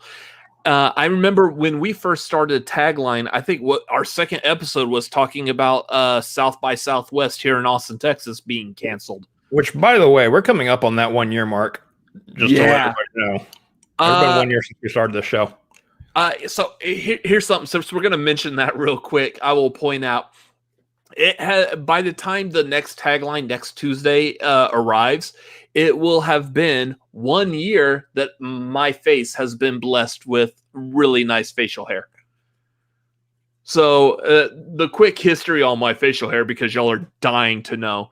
I decided to grow this after watching Ben Affleck in The Way Back. And I was like, oh, he looks really good with that beard. I want to grow one. And so I grew one. And I've had it ever since. So happy anniversary to my beard. Let's move on. That's hilarious. Yeah, moving on. Hey, Vision. Nice to see you again. Perfect. Anyways. So, yeah. Vernon both losing and keeping his wrench. Yeah. Vernon, you can have that wrench back. Yeah. One of us wants to take it away. The other one just wants you to keep it and like maybe gold plate it. Yeah, right. Yeah. So the funny thing is, yeah, like you said, last year we were talking around this time about South by Southwest being canceled because we live in Austin. So it's a big deal that big festival kind of gets canceled. It is revenue. Yeah, being a huge source of revenue for the city. It's going to be online again this year. That one's already been kind of established, a few months ago. They're like, we're going to do this online. Now, they have tentatively said that ACL is going to be back live in person again in October. So maybe hopes that we do have a normal society again later this year. They hinted at it without actually like saying who could be performing or putting tickets on sale, which, I mean, that's what I would expect. Hey, it might be back. Well, okay. Yeah. So, but regardless of all that, the reason we bring that up is because the big one every year is San Diego Comic-Con.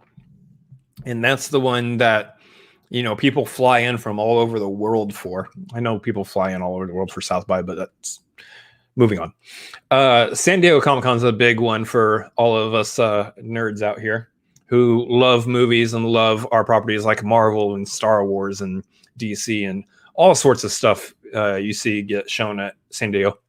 Well, they had to cancel last year's event, and they did wait a while before they announced the cancellation last year. They just wanted they were testing the water to see where things end up. This year, they got ahead of the curve and said, hey, we're just going to do it online again this year.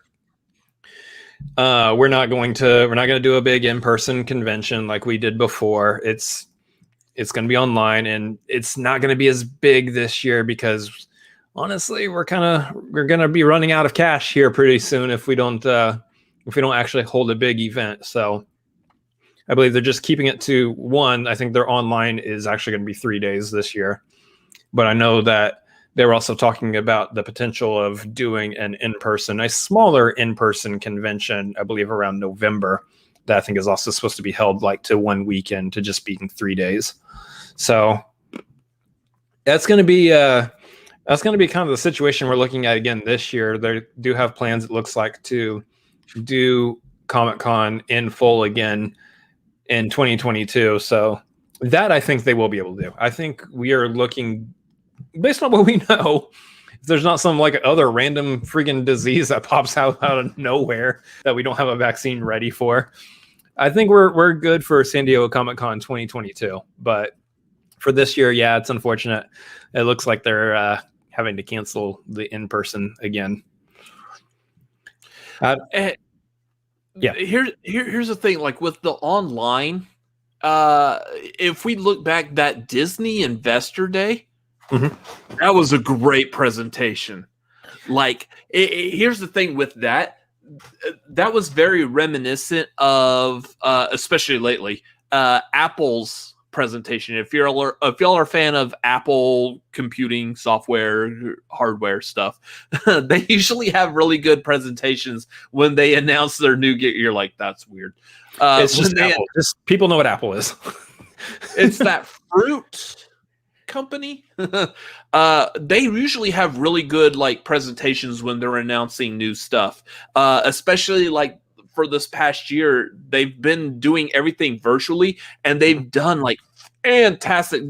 I think there was even some of those presentations, the Corridor Crew guys have gone back, the special effects, like looking into the special effects used just in an Apple presentation, how the camera panned and moved through walls and floors and stuff. Yeah, Apple has done fantastic. Well, so was that Disney Investor Day. That was on par with that.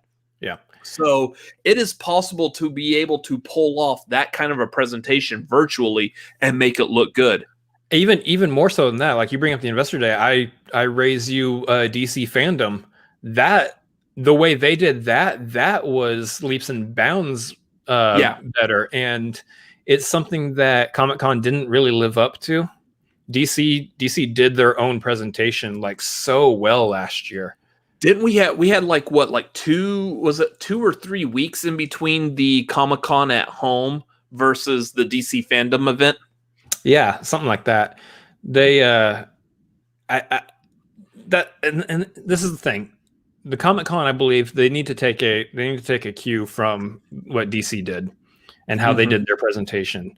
Even if it's the same, they take a cue from like the Investor Day. Now that's going to be a little bit harder because obviously Comic-Con is made up of multiple companies coming in and showing off their different stuff, their different TV shows, movies, everything that they're doing. So I don't know if you get that, and then, you know, how do you pull off trying to get the same amount of hype as like a Hall H presentation that you usually get at Comic-Con? Especially when you have Disney doing, you know, like a D23 and their whole, again, their Investor Day and everything. They're able to usually show off their stuff, and they typically do show off their stuff a lot more in that now than they do at Comic-Con. So I don't know. It's interesting to see, can they take any cues from like what fandom did and do that sort of presentation thing with the Comic-Con branding, with the multiple companies, and keep it fun and interactive and all of that, like as if you were kind of going to a convention of sorts. I know you don't really get that social aspect online as you would like actually being at a convention, which is great because you get to miss out on the whatever, the Comic-Con flu or whatever it is that they always talk about, that people always catch whenever they're around everybody else. I can't wait to see Marvel's presentation at Hall H. It's going to be great. Please don't sneeze on me. Yeah. That kind of situation. Yeah. Now my nose is all red like Rudolph, and it's not even Christmas. But I don't know. Here's the thing. I think this is the right move, obviously. Now, granted, we did just hear that, again, I'll bring this up, that Biden's saying that there's going to be vaccines available for every American come May. So maybe things could be safe enough by July. It might still be too early for a lot of people. But, give it a month or two after everybody has a chance to be able to go and get a vaccine, then maybe you're looking at a situation where things are a little bit more safer to do in-person events again. Maybe they have to start out smaller, and maybe it just isn't the right time yet for a big San Diego Comic-Con. But how soon in advance does that need to be done, though? Like, we both of us have never done a Comic-Con. How soon are tickets and everything sold and hotels booked in advance of Comic-Con? I think that's a thing. I think, honestly, I'm betting that it's probably the same as South by, in which case tickets for next year are available as soon as the conference is over that year, or the convention's over that year. I would assume Comic-Con's even more, because as far as I remember hearing, Comic-Con, you have to be on a specific website at a specific time to get any tickets to it. Yeah, pretty much. And within the first 10 minutes, it's sold out. So that's not as South by is not that bad. And that might be one of those situations as to why they have to go ahead and just put it online this year, is because they would have to be able to start selling those things. I know that they have rollover from last year that they're still working with, but they would have to start putting all those tickets and stuff on sale now. And it doesn't, you can't put tickets to an event on sale right now when we don't know. This last year has taught us we don't know what it's going to look like in 3-4 months. So it's I think they're on the right track for November this year, to be able to have something smaller by November. But that being said, smaller events, live events, all sorts of stuff, we all predicted were going to be held towards the latter half of this year anyway, and we weren't expecting to probably get anything till way after July regardless. So this makes sense. I think it's the right move based on what they have to do for the business and to keep everything running. But it's just one of those bummers that we don't get the fun Hall H presentations again like we have in the past. This is that dang world we live in right now. We got to get back to the before times. Yeah. Well, Texas is already headed there, supposedly. We're not leaving that one alone. No, I mean that's a big deal today. Anyways, we got a couple more movie stories to get through. One is, of course, talking about the Golden Globe Awards and stuff.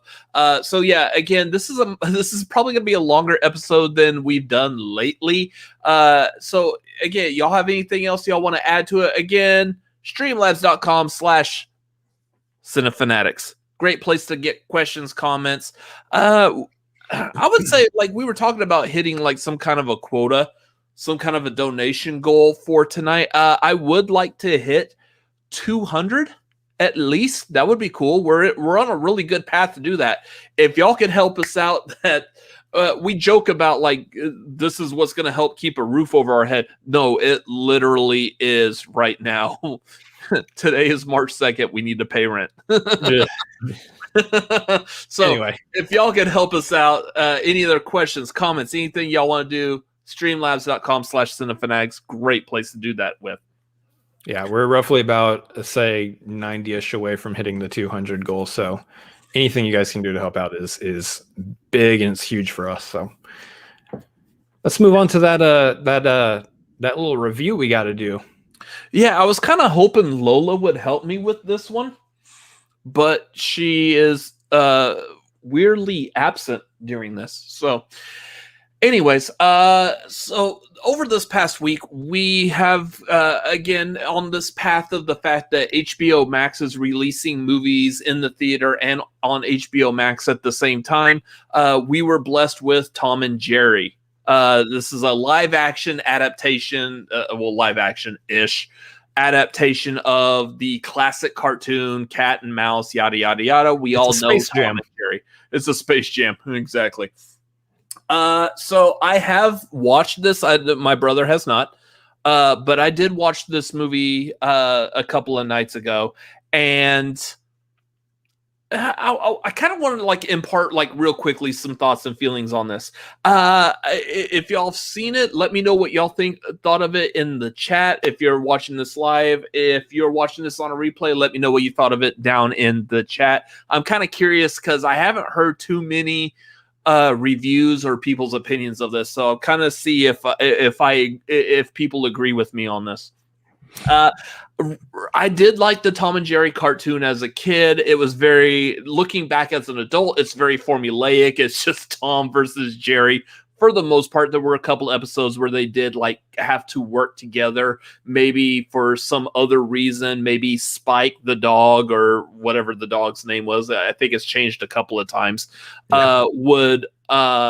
Would cause situations to change, but typically it was always cat versus mouse in very ingenious ways of trying to mess with one another. And all their wee little shenanigans. Wee little shenanigans.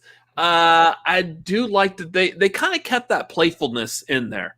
There was quite a few parts of this movie where it was just straight Tom versus Jerry, harkening back to those old cartoons where they would do that all day long. So I like that. They did a very good job on that. And the animation for it was fantastic.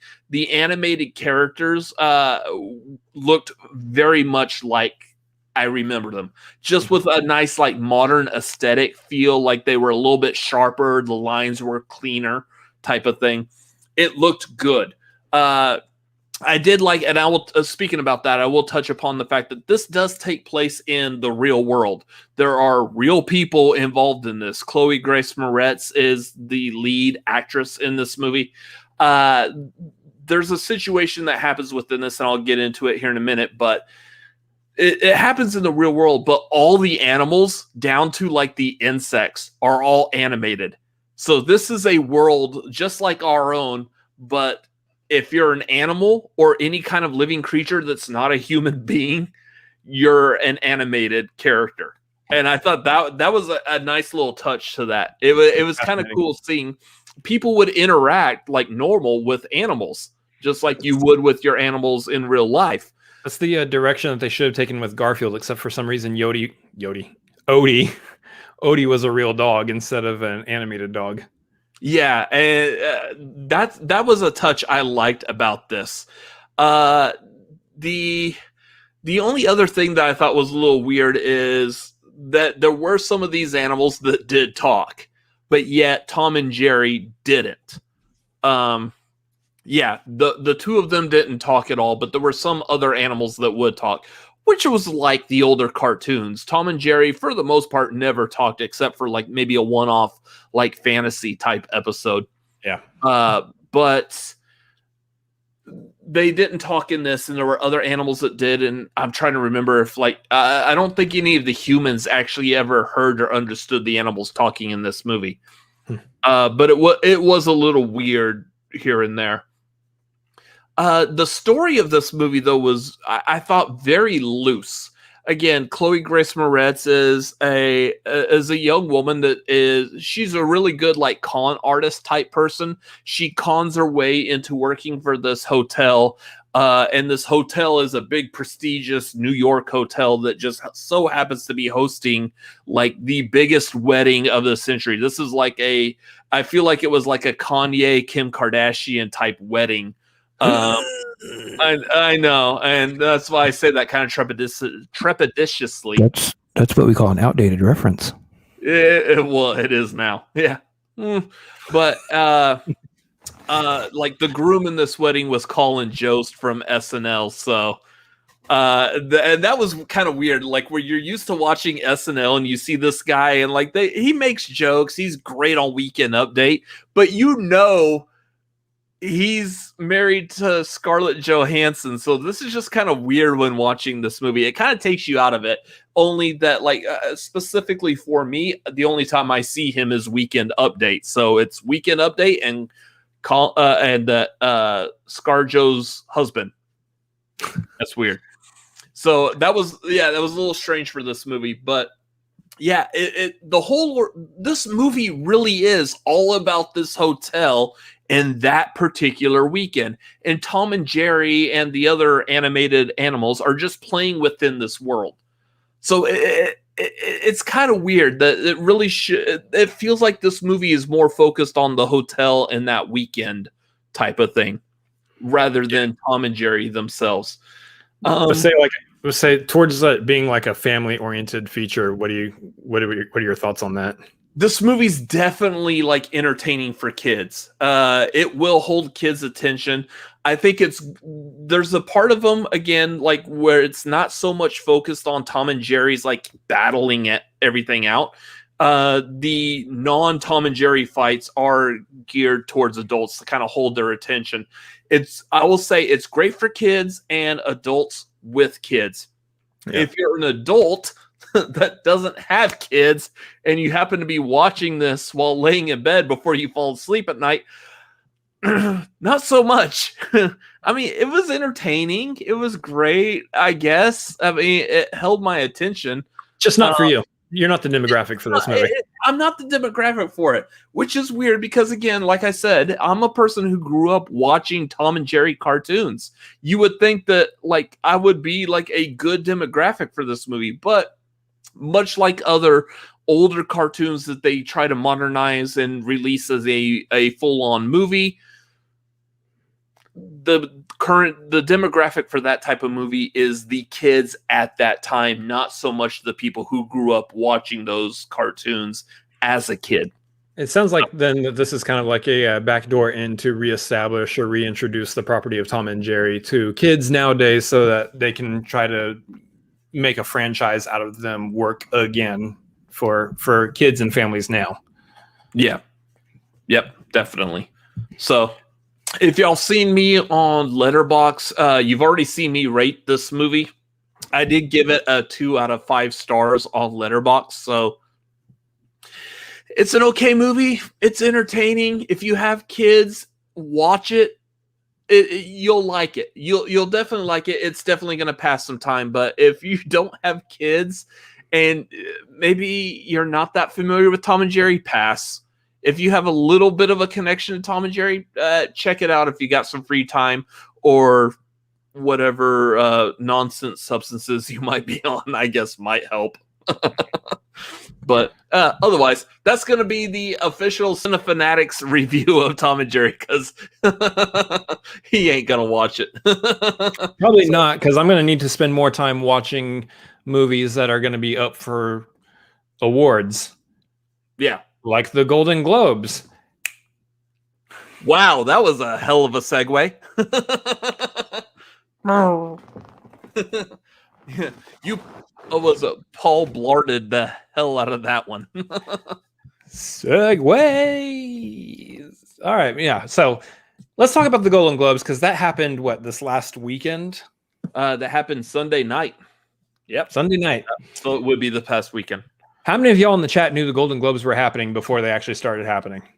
We run a movie YouTube channel, and I still didn't necessarily. I didn't know about it until that night, and I saw like a lot of people were twittering about it, and I was like, "Oh, I guess this is happening tonight." Okay, yeah, and I just kept living my life.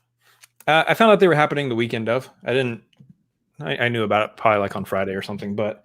Regardless, the Golden Globes happened this last weekend, and there's been some interesting winners and losers and all the way around. Now, here on this channel, we usually cover more movies than TV. Now, obviously, we've done like, say, WandaVision. We're going to be covering, Mandalorian stuff. So there isn't so much on the TV side we're really going to talk about here when it comes to the Golden Globes, other than Mandalorian apparently didn't win anything, from what it sounds like. That's a bummer. Yeah, that was clearly a winner as far as TV viewing goes. We love to hear. Sarcastic. It was, yeah. But movies, though, let's talk about these awards. Who won? Who lost? And how do we feel about it? So let's get into. Well, I mean, let's kind of do like the way that they actually do. Let's work our way up to the more prestigious awards. I will kick off right off the bat. That's how the Golden Globes do. Oh, what's his name? Is that Frank? Is that Frank? Yeah, that guy's awesome. We got to see him in person at like the VidCon. That guy's great. Just Google search, just YouTube searches of Frank and his wildlife videos. They're hilarious. Yeah. He's very much along the lines of the honey badger guy, Randall, that did that honey badger video for like 20 years ago, it feels like. Except he does more of a Morgan Freeman impression with his voice. He does more of a Morgan Freeman voice. His videos are good. Yeah. Anyways, best animated feature, we got Soul won this out over The Croods New Age, Onward, Over the Moon, and Wolfwalkers. I will say right off the bat, it really wasn't up against much competition, which I feel like is something that we're going to see a lot throughout going through these awards, possibly into the Oscars even. Yeah. When it comes to an animated feature, it's usually Pixar's race to lose anyway. And so your situation there was Soul versus Onward.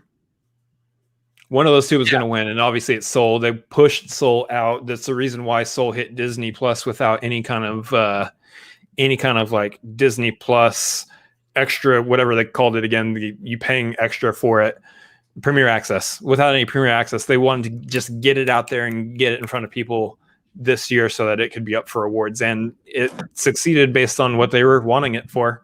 I think you're going to see a repeat of this at the Oscars. It's going to win again. Yeah. Soul was a really good movie. God, my back itches. You know that itch I was talking about earlier? Yeah, it's on my back. It's actually him who has it. Soul was a really good movie. In fact, Soul, here's the thing, and I feel a little bit reserved about in that Soul came out on Christmas Day. Both of us had nowhere to go on Christmas, so therefore we watched both Wonder Woman 84 and Soul on the same day, kind of back to back even. And I think it was kind of like Soul was a really good movie, but I'm wondering if like our opinion may have been amplified by Wonder Woman 84 being just not that good. And so therefore we're like, ooh, Soul is so good. Yeah, and choosing to watch Wonder Woman 84 before watching Soul. Yeah, it's not a good idea. That probably was a good idea. Well, yeah. I mean, I'm kind of joking in that, but like that aside, Soul really was a good movie. And I feel like that was the clear winner of this category. Yeah, I don't know what Over the Moon or Wolfwalkers is, but I haven't heard anything about these movies at all. And I've heard The Croods is actually really good. Kind of going back with what I was saying in the Tom and Jerry review. The Croods kind of seemed like it was really good, geared more towards kids and the parents of kids. But I heard like The Croods, A New Age actually was a pretty decent movie. So like I felt like from what I heard about it, it was on par with at least Onward. But Soul, I feel like, was the clear winner of there. Yeah. The other thing I want to point out is Soul not only winning Best Animated Feature Film, but also nailing Best Original Score. And I say nailing as in it was done by Nine Inch Nails' Trent Reznor. That I was expecting that, but still, here's the thing: like, I wasn't a huge Nine Inch Nails fan as a kid. I did grow up at the time where if I was a little more angsty, I guess Nine Inch Nails would easily have been my music. I remember as a teenager, everyone had like Nine Inch Nails t-shirts or the logo on the backpack. I know who Nine Inch Nails is.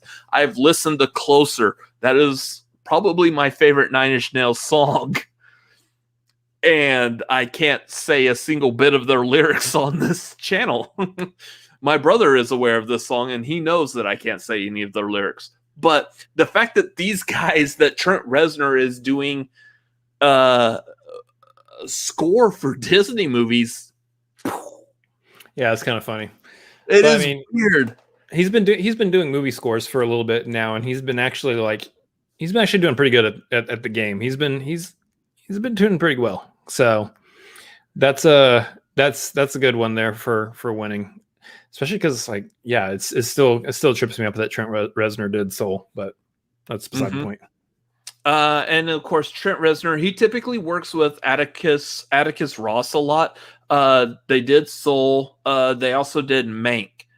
But I mean, I'm looking through the list of the score here. You got Alexandre Desplat, Ludwig Göransson, James Newton Howard.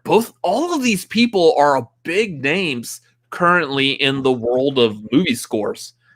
So I like that Trent Reznor was able to take the win on Soul for this. And I mean, given the fact that Soul was very focused on jazz music, I like that. I like the way that went with it. Yeah. So what do we have next on the list? So a couple of these others, best screenplay, Trial of the Chicago 7, which is one that I know both of us need to catch up on. And it's one of those movies I was mentioning I want to catch up on before the Oscar nominations come out. I believe that one was an Aaron Sorkin. Aaron Sorkin, again, fantastic writer. So I believe that probably deserves to win. The only other one that's on here, I've seen Promising Young Woman. That was decent until the third act.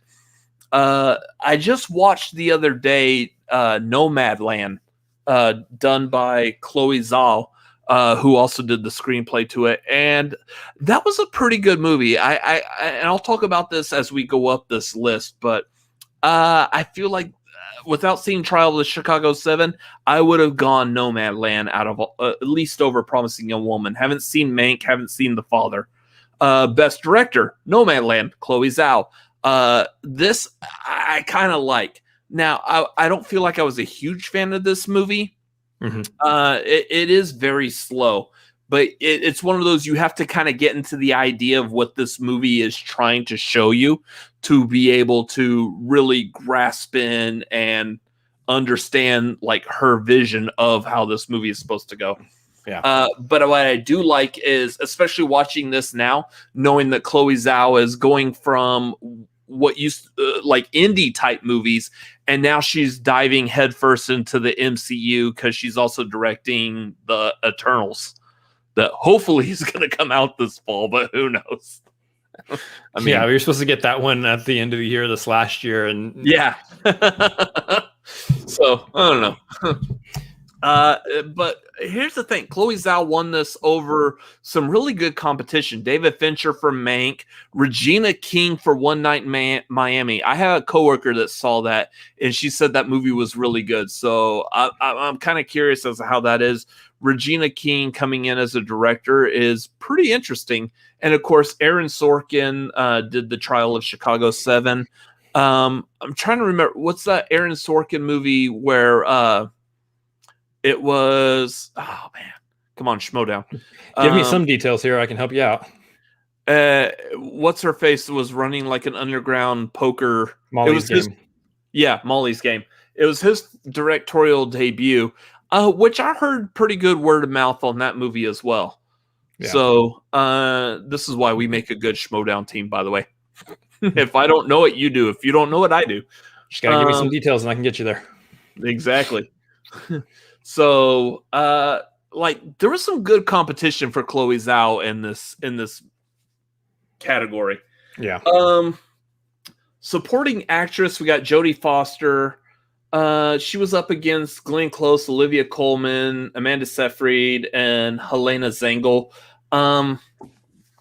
I haven't seen any of these movies that are in this category, even though I've heard News of the World was really good. And I'm going to guess, I think Helena Zengel for News of the World was the little girl that was with Tom Hanks in the trailer. So I'm hoping, I want to see that. I hope that's who I think it is, and it looks good. Supporting actor Daniel Kaluuya, who the Golden Globes did him dirty. Let's just say. I don't know if you're familiar with this. There was a snafu with like his mic being muted. Never had that problem myself at all, ever.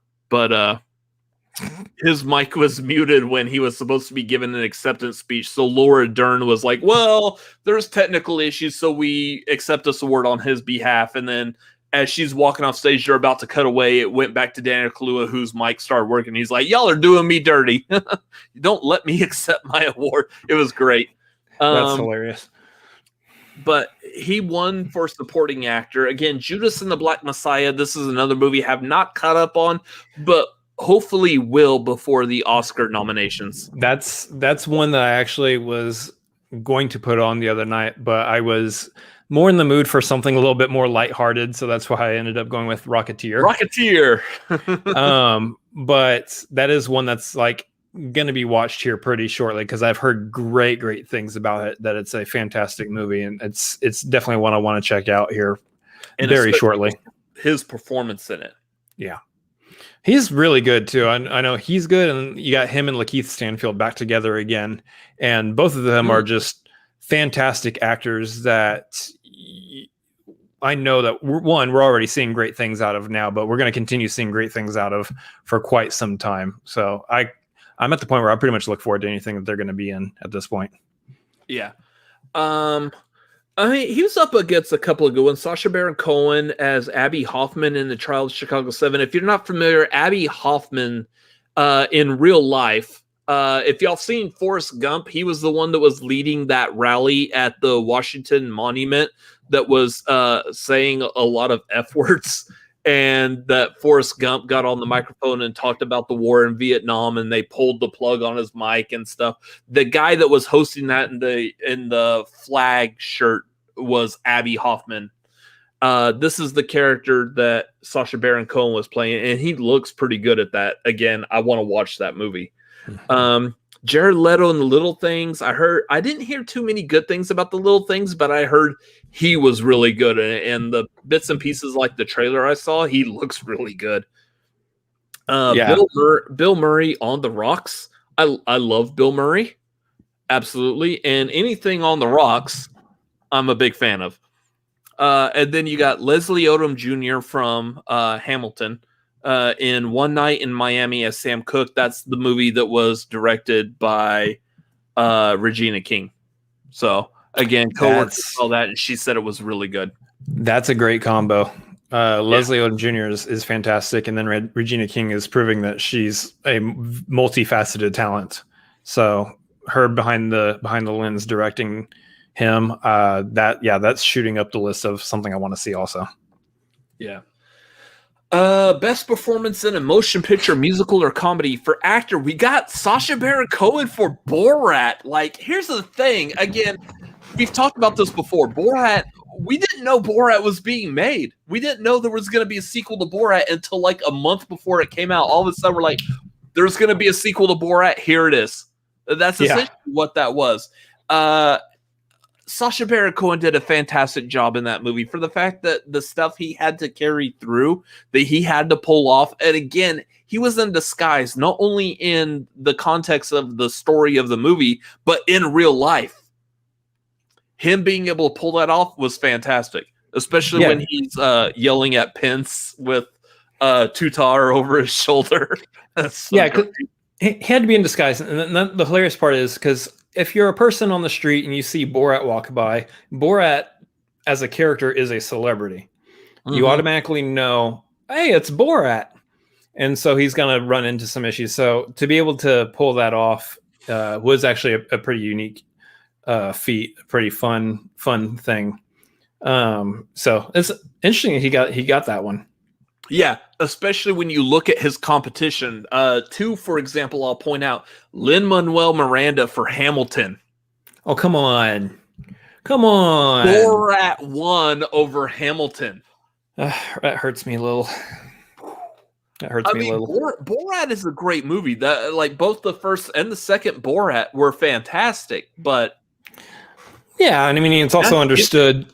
It's also understood that Hamilton really was just a recording of a stage show rather than an actual like film adaptation of the stage show.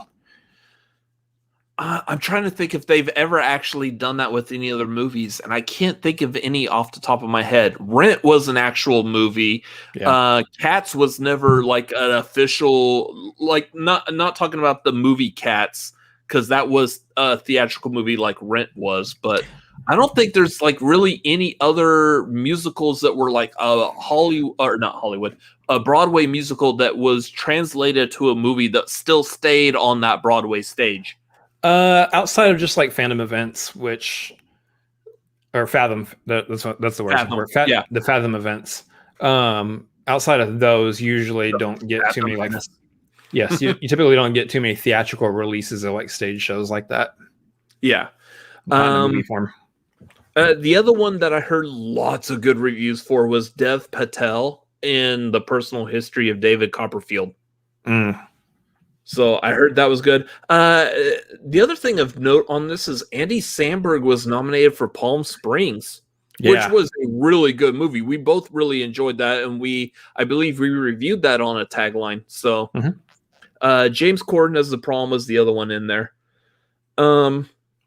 The winner was Rosamund Pike for I Care a Lot, which I had not heard of this movie, like at all. Yeah. It's I think I heard good things about her performance in it, though. In which case, it shows that she earned that. But who was she up against in that category? Because I know that there's some others I think probably got snubbed there. Yeah, Kate Hudson for music, Michelle Pfeiffer from French Exit, Anya Taylor-Joy from Emma, which that one I've heard, like, I didn't hear too many good things about Emma in general, but her performance I heard was really good. And then, of course, the big one that I probably would have been leaning for in that category was Maria Bakalova for Borat. Her as Tutar was fantastic. And I cannot wait to see more from her. So that would have been the one I would have been cheering on. Yeah, because she basically came out of nowhere, had to put up with everything that she had to do within Borat, and then that one's a big one. Best performance in a motion picture drama. Actor, we got the winner was Chadwick Boseman from Ma Rainey's Black Bottom, another movie I want to catch up on. Desperately want to catch up on that. And his wife's acceptance speech for him. Oh my gosh. Oh yeah. I was watching that and I was like literally tearing up. Yeah. He was up against Riz Ahmed for Sound of Metal, which I heard was fantastic. Anthony Hopkins for The Father, not familiar with that. Gary Oldman playing Mank in Mank. We can talk about Mank here in a second. And then Tahar Rahim for the oh, good Lord. The Mauritanian. I'd never heard of this movie. I don't know how to pronounce this movie, but I'm not saying I'm against it. And I would try, but I don't have that word in front of me right now. Yeah.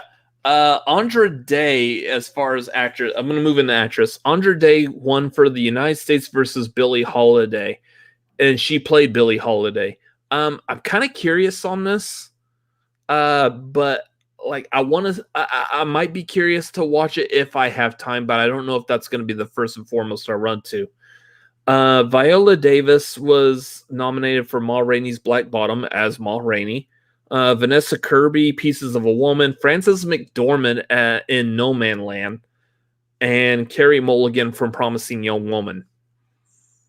I do like Carey Mulligan's performance in that.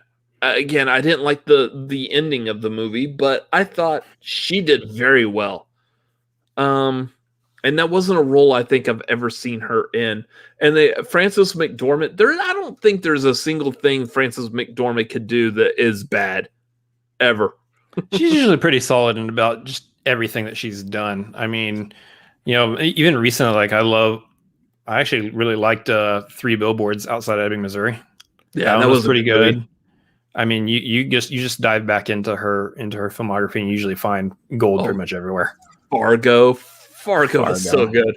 Oh yeah, you betcha. Best motion picture, musical or comedy, went to Borat, which again, like we were just saying, the fact that movie was made completely in secret, in disguise during a pandemic, for the most part, is awesome. It's still insane to me, though. It's still insane to me that Borat wins that. Yeah. Now he's up against Hamilton, music, Palm Springs, and the prom. I can't say it. I can't say a simple word like prom. Prom Springs. Prom. That's why Palm Springs. I get probably like the biggest competition on that is Hamilton, but again, they were just filming a stage show with a couple like added theatrics in it. And I really wonder if that's what kind of dug the grave for that one. It was just a filming of a stage show rather than an actual like adaptation of the stage show. Yeah. But again, Borat pulled the win on that one. I can understand why. Yeah. So, drama. The winner went to Nomadland. Up against the father, Mank, Promising a Woman, and Child, the Chicago 7. What's interesting to me here is that we're not seeing the Five Bloods in here. Like it got pretty solidly snubbed. Yeah. I'll talk about Mank real quick. Mank was a movie about the screenwriter for Citizen Kane. This wasn't a movie I feel like either one of us were really wanting to dive into right away. Let's say you haven't seen Citizen Kane. We'll just throw that one out there. Well, no, here's the thing. Here's the defense on that. Citizen Kane is a very high profile movie. For example, the one I will compare and I will throw myself under as well. I haven't watched Gone with the Wind. It's a very high profile movie that I feel like you have to be in the exact perfect frame of mind to be able to take on that movie. Yeah, there's a time commitment. There's a frame of mind commitment to both these films. That's not to say like I don't want to see Mank, because I definitely want to go back, obviously, and watch. What's happening to me? I'm dying out here. Yeah. We're already over 2 hours, so that's why. Like I've seen Citizen Kane, and I'll honestly say I'm not the hugest fan of it. But that's why I haven't been wanting to dive into watching Mank. Like, if I'm not a fan of the movie that the movie's based off of, essentially, or the storyline of that movie, I'm probably not going to dive too much into that movie right off the bat. Mank is, for that idea, Mank is also probably one I'm not going to really want to dive into come Oscars. Now, the thing is if Mank gets nominated for Best Picture in the Oscars, which is a high likelihood from what I've heard, we will.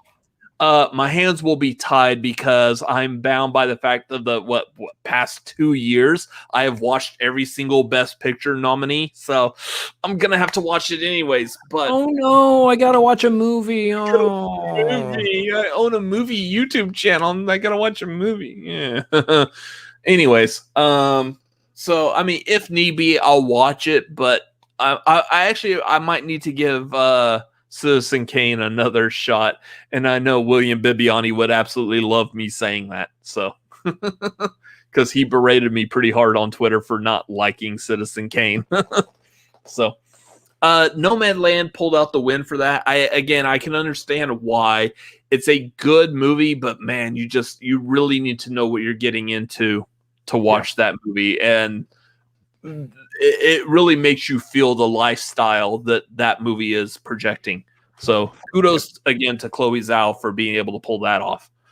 But yeah, I think there's a couple of takeaways from a lot of this that we have. Is one, we've got a ton of movies that we need to catch up on before Oscar time, because there's been just this past year's just been crazy, and so being able to watch a lot of these movies at times has just been just a crazy thing for us to be able to try to do. That will be happening. There's a lot of these movies that we will be catching up on, so we can speak more elegantly to the point on a lot of them come Oscar time. But also that I think this is our window into what we're going to see for the Oscars. Now, I don't necessarily believe that we're going to see Borat actually win an Oscar here, because the only category it would be up for, as far as like a Best Picture situation, Golden Globes splits those up between drama and comedy. It would only be up for literally just Best Picture in those terms. Maybe it's up for something else like acting and screenplay and whatnot, but I don't think we see Borat win Best Picture. But for a lot of these, I think this is kind of your window, as it always has been in the past. What we see in Golden Globes is probably what we're going to see for the most part in the Oscars too. So as we gear up for hearing the nomination list coming up pretty soon, there's not going to be a whole lot of surprises, I think, outside of what we've seen for Golden Globes here. I do expect the Five Bloods to be in there, though. Hopefully. And again, I know there's a lot of people talking about the Golden Globes overall, specifically aimed at the Hollywood foreign press. Y'all need to get some diversity up in there. You can't have like a bunch of 90-year-old white dudes being the ones who call the shots on this. So y'all need to fix that quick. It's not going to fly too much longer. No, we're already used to the hashtag Oscars so white. So let's fix the Golden Globes while we can. You're right. But yeah, that's going to be it for Golden Globes talk, and therefore that's going to be it for our movie news. Wow, that was a lot tonight. We made it. We made it not within 2 hours, but we made it a little bit over. So guys, get your last minute thoughts. Anything else you want to say in the chat? Anything else you want to send to Streamlabs? Put all that in right now. We're going to be wrapping up here. Just as a reminder, we've got a bunch of stuff coming up this month on Patreon. So you are going to want to hop on that Patreon and get onto at least that dude tier in order to join us for the watch alongs.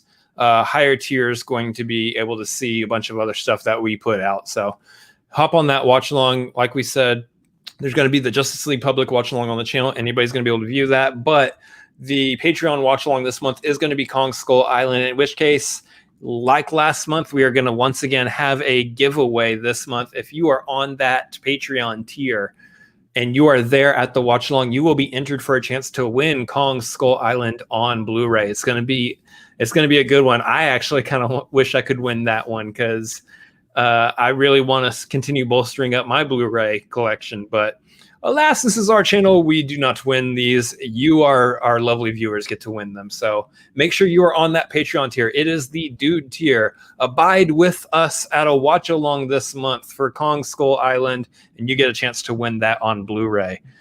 Cool deal. What else we got going on as we plug stuff here? So Patreon. You also get the behind the scenes of our ranking of Eddie Murphy movies that's coming out on Thursday. There's a bonus video that will be coming out with bloopers. That's going to be fun to watch. We're going to be doing like DCEU ranking. I'm pretty sure that will probably be behind the scenes and bloopers on that just because Aquaman is so much fun to make fun of.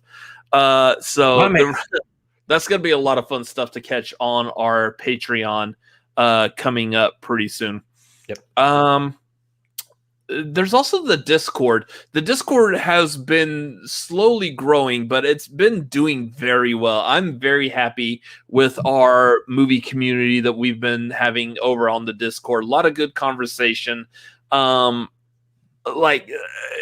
if you join just at the Neo tier of our Patreon, which is the $1, because Neo is the one, you have access to our Discord. A lot of good conversation, a lot of good stuff going on over there. If you are a part of our Patreon, you might be privy to some behind the scenes information that is not publicly known, but will be pretty soon. So hop on our Patreon. There's a lot of good stuff over there. Yep. You covered the watch along. What about Twitter? Twitter, guys, there's stuff that we're doing on Twitter too. We're on Twitter all the time. You can follow us, specifically this channel, at Cinefanatics MLP on Twitter and Instagram. That's where you can find that. You can find us individually. I am at Chris Adams MLP, both on Twitter and Instagram. He's going to be at Robert Adams MLP, both on Twitter and Instagram. So that's where you can get all your sweet Cinefanatic goodness daily. Is going to be at those locations and those social medias. So all sorts of fun stuff happening there. No, you don't, Vernon. You already know it. Oh, was that supposed to be sarcastic? He might still have some questions. He might still have Oh, I mean, we all have questions. So, like maybe some of that news might involve being a part of the movie trivia nights on our Patreon also. So you're going to want to jump on the Maverick tier if you want that. You can hop on there and hang out with us during movie trivia nights. Quiz us, let us quiz you. However it ends up working each night looks a little bit different, but we are going to be ramping those up and doing more of those because those are going to be a ton of fun to do and to start doing some studying and stuff. So hurry up and hop on that Maverick tier because it's only going to be in theaters for 45 days before it goes to streaming. That's a good joke. It's a good joke. It was good enough for Vision to appreciate it. Let's just be honest here. Thank you, Vision. He's not appreciating much in that image. I love that Vision image. I so love it. Anyways, that's gonna do it for tonight, y'all. It's been a fun-filled episode. It's been a lot of fun talking about movies and movie news tonight. There's been so much to really deep dive into. I love the ability to be able to talk about this. I'm glad y'all have all been able to stick around and watch with y'all's comments, questions, everything y'all have had in this. Thank y'all for being here.